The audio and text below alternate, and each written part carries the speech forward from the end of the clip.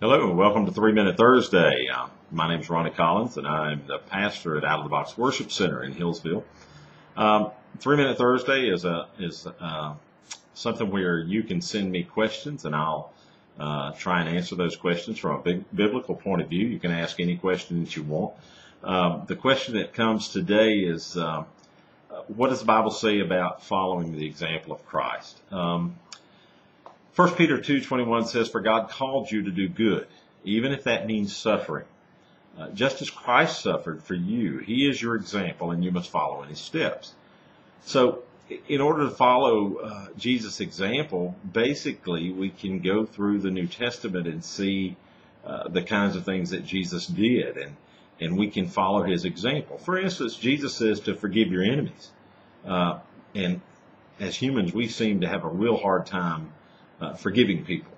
But the fact is that Jesus says forgive people. So we're to follow Jesus in those things. Jesus said forgive people. Jesus said to give, to be a generous person. Jesus said to fast, so we should fast. Jesus said lots of things. We could go and name numerous things that Jesus did. But I think the reason the question was asked, how do we follow Jesus' example, is because it come from somebody who was really discouraged over Christians being bad examples. I heard a quote years ago where Gandhi once said that I would have become a Christian if I hadn't met a few of them.